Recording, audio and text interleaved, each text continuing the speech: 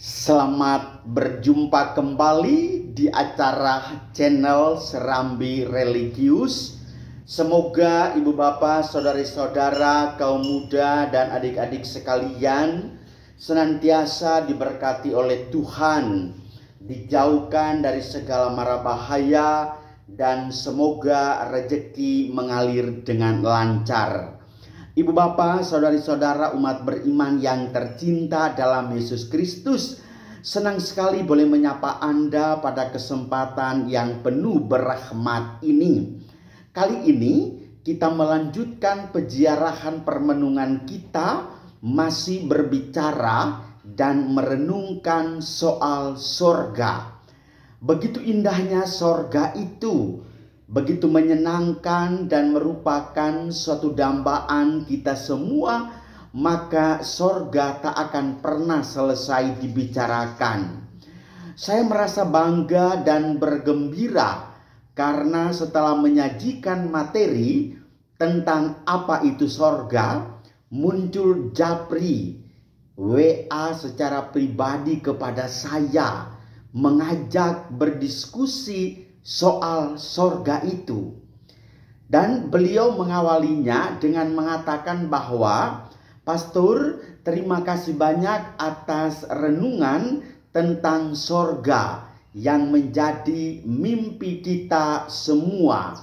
Pertanyaan saya adalah, apakah di sorga itu nanti kita akan melihat Yesus secara langsung? Sementara di dunia kita tidak melihat secara langsung." Langsung saya menjawab dengan penuh sukacita.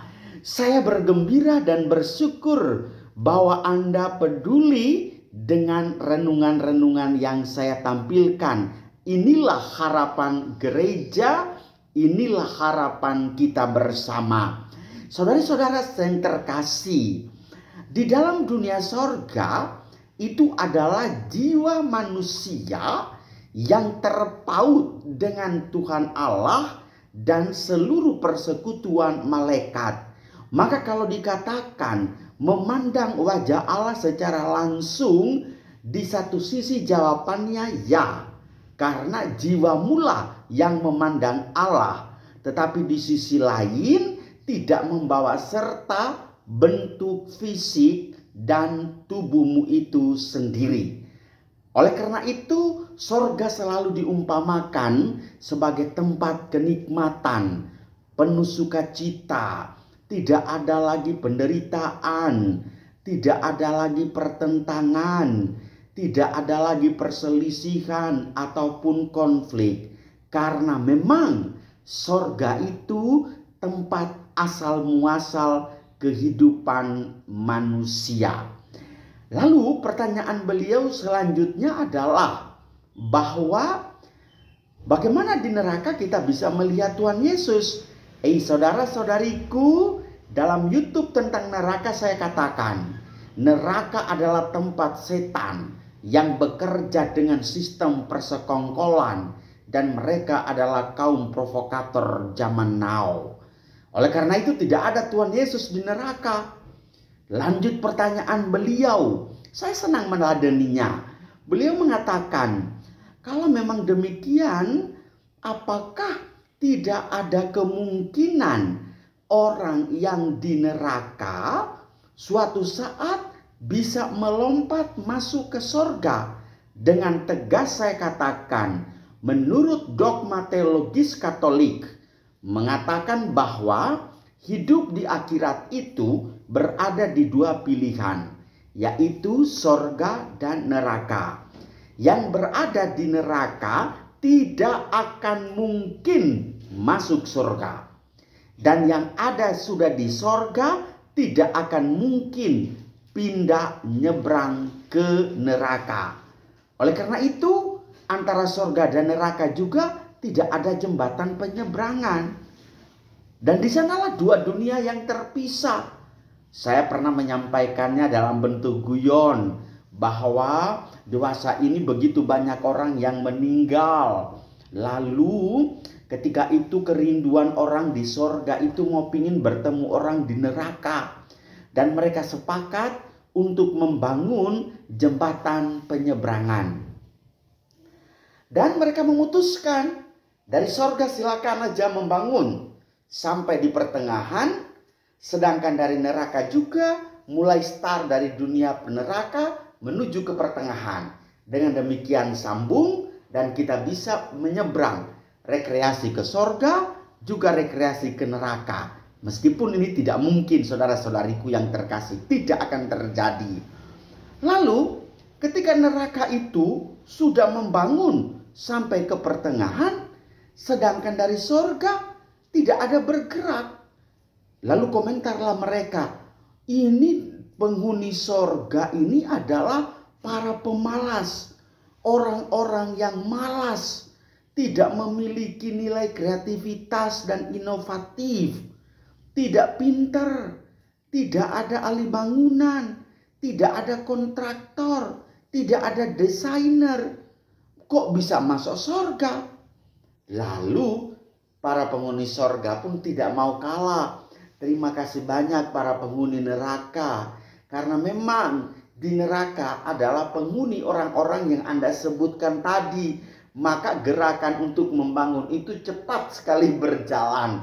Saudara-saudariku yang terkasih, tidak akan ada jembatan penyeberangan. Lebih lanjut, yang bersangkutan itu menanyakan kepada saya, Pastor, kalau memang demikian, apa sih maksudnya sorga di dunia dan sorga di sorga? Artinya apa? Saya dengan senang hati menjelaskan, kalau sorga di akhirat kelak itulah dunia nyata yang dihidupi oleh kaum jiwa orang-orang beriman yang menurut Allah layak untuk menikmatinya. Di sanalah ada keindahan yang tidak ada batasnya. Di sanalah ada sukacita yang tiada taranya. Lalu apa artinya sorga di dunia? Wah, dengan senang hati saya menjawab, sorga di dunia adalah suatu situasi, keadaanmu, tentramnya kehidupanmu yang menyenangkan, yang membuatmu berbangga, dan yang membuatmu bersukacita. Ingat, dalam bahasa dogma teologis dikatakan, di mana ada kerajaan adil, damai, dan sukacita atau cinta kasih, maka di sanalah ada kerajaan Allah, ada sorga.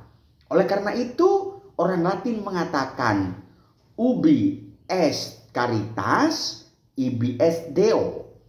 Ubi est justitia, ibi est Deo. Ubi est pacem, ibi est Deo.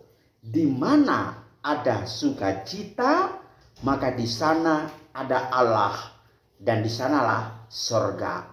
Di mana ada kedamaian, di sanalah ada sorga. Di mana ada keadilan, di sanalah ada sorga. Dengan demikian terjawab, sorga di dunia, ya jelas. Begitulah kehidupan manusia yang membuat diri nyaman, bersih, rapi, teratur, disiplin, hidup harmonis dalam rumah tangga, mencintai pekerjaan, hidup disiplin. Itulah sorga. Tetapi lawan daripada itu adalah neraka di dunia. Lalu bagaimana korelasi soal sorga di dunia dan sorga di akhirat kelak?